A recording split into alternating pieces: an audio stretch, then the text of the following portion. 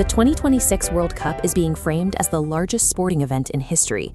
48 teams, 104 matches, and a month of football watched by billions.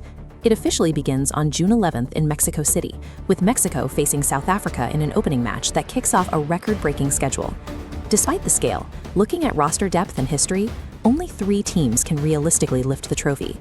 The group stage, running until June 27th, acts as a massive filter.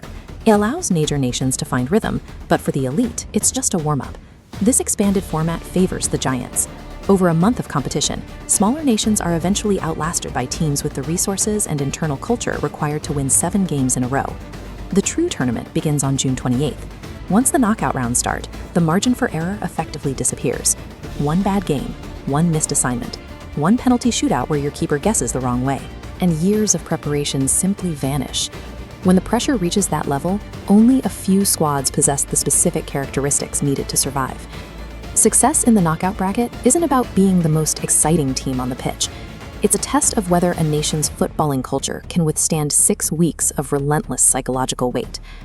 Take Argentina. As the defending champions, there's a narrative that their story reached its natural conclusion when Messi won in 2022. But Argentina's advantage isn't just one player. They have a culture built on resilience. They know how to suffer through difficult stretches of a match without panicking, and they know how to handle the pressure of being the target. England is the opposite. They are a team defined by a massive gap between their resources and their results. On paper, the squad is flawless. They have world-class defenders, a creative engine in the midfield, and a rotating cast of attackers that would start for almost any other nation. But history has a way of repeating itself. England often enters these tournaments as the favorite and leaves before the semifinals, which is why their own fans remain so cautious. Talent is a requirement, but it's a liability if the players are paralyzed by the fear of failing again on the global stage. Spain represents a different philosophy. They may not have the individual stars of previous generations, but they might have the best system in world football. They rely on young, fearless players executing a fast, technical passing game. It is a machine-like approach where the structure of the team is more important than any one individual. France provides the direct counter-argument. Their roster is the deepest in the sport, with world-class competition for every single starting position. That depth creates a safety net that allows Kylian Mbappe to take risks. When the deepest roster is working to give one of the best players on earth the ball, France becomes nearly impossible to defend. These represent the 2 dominant paths in modern football: Spain's reliance on a flawless collective, and France's use of incredible depth to unleash a singular talent. Then there is Brazil. No nation carries more historical weight than the only team with 5 World Cups, and for their fans, anything less than a 6th is a failure. This year, the timing looks right. Vinicius Jr. is entering the stage of his career where his speed and technical maturity are perfectly aligned. But the emotional center of this team is Neymar. After years of injuries, this is his final opportunity to complete his legacy and bring a trophy back to Brazil. That mix of young stars in their peak and a legend looking for redemption makes Brazil the most fascinating and dangerous wildcard in the tournament. Success at this level requires a rare intersection of traits: a technical system, roster depth, psychological resilience, and a deep historical drive. Out of 48 teams, only the 5 we've discussed have shown they possess these qualities at a championship level. However, when you look closely at the flaws in 2 of these squads, that number gets even smaller. Only 3 teams have the balance required to win it all. Let's rank the contenders and see which ones actually have a path to the final. Every 4 years, we do the same thing. We let the noise, the national pride, and the sheer volume of the hype dictate who we think is going to win the World Cup. But that creates a massive blind spot for anyone trying to figure out who is actually going to lift the trophy. The storylines on TV rarely map to the math required to survive a knockout tournament. We need a better framework. We can examine these teams through their tactical inputs and historical performance trends, looking for the underlying mechanics that tend to drive tournament success. That means stripping away the celebrity status of the players on the pitch. We are looking strictly at the structural flaws and systemic vulnerabilities of the systems they play in. When you ignore the highlight reels, you can more accurately evaluate a team's mechanical ability to grind through the most grueling format in world sports. This chart breaks down the current baseline estimates for the 2026 field.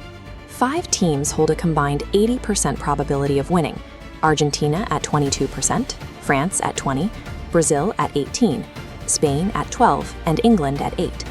That leaves a remaining 20% probability. Think of this final bar as the chaos factor. It represents every single other nation in the field combined. This 20% is real. Croatia reached the final in 2018 and Morocco in 2022.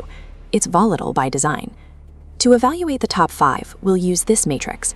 It plots a team's raw squad talent against their historical ability to maintain a tactical system under intense knockout pressure.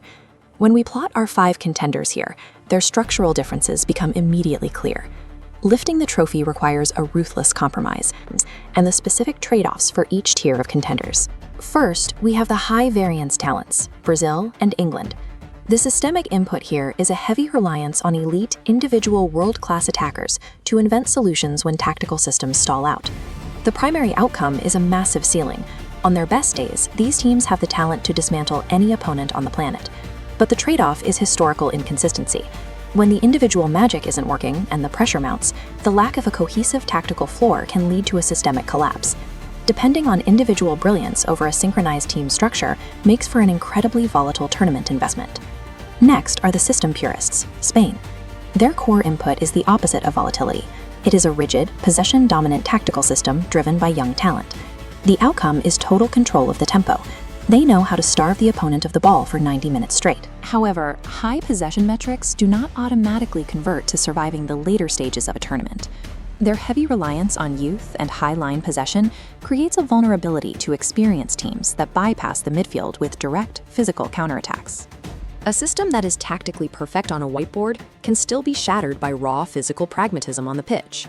Moving down the board, we find the depth optimizers, France. Their primary input is sheer volume. They utilize unparalleled, redundant roster depth across every single position. This talent pool allows them to cycle through stars like Mbappe, Tchouaméni, and Camavinga without a significant drop in quality. The outcome is survival. France has the highest statistical probability of enduring the injury attrition that inevitably occurs over a 7-game schedule. The trade-off lies in the locker room. Managing this many elite starters requires constant ego management. A rotating cast of superstars can often mask a lack of synchronized, tight-knit team chemistry. Massive squad depth is an advantage only if the internal friction doesn't cause the machine to self-destruct. Finally, we reach the pragmatists, Argentina. Their input is a commitment to a winning-first tactical system that explicitly deprioritizes aesthetic beauty. The result of this unified approach is tangible. They already know exactly what it takes to grind through a championship bracket. The outcome is exceptional resilience. They are the most battle-tested team in world football when matches enter high-pressure knockout scenarios. Their trade-off is that their matches are almost always low-margin, grinding affairs. Playing this way makes them vulnerable to a single bad bounce or an early deficit against a fast-starting offense. They sacrifice entertainment value to secure the highest statistical probability of tournament survival. Now that we have the profiles, we can apply this to your own strategy for the tournament. Let's use a decision tree to route your expectations based on what you want out of the World Cup. If your goal is to minimize risk, your path leads directly to France and Argentina. To get a safe return, you have to invest in depth and battle-tested pragmatism, even if the matches themselves aren't always pretty. If your priority is the aesthetic peak of the sport, you follow the path toward Brazil, Spain, and England. Prioritizing the peak athletic expression means you are accepting a higher mathematical risk of an early, pressure-induced exit. Aligning your strategy with a team's actual statistical profile is the only way to avoid the disappointment of unmet expectations. Finally, we have the chaos agent, the viewer looking for asymmetrical returns. Looking for the next Morocco in the remaining 20% of the field is a valid strategy given the volatility of the modern tournament format. For 1 month every 4 years, the established statistics frequently break down. Backing an underdog requires a high tolerance for failure, but it is the only way to find a truly surprising result.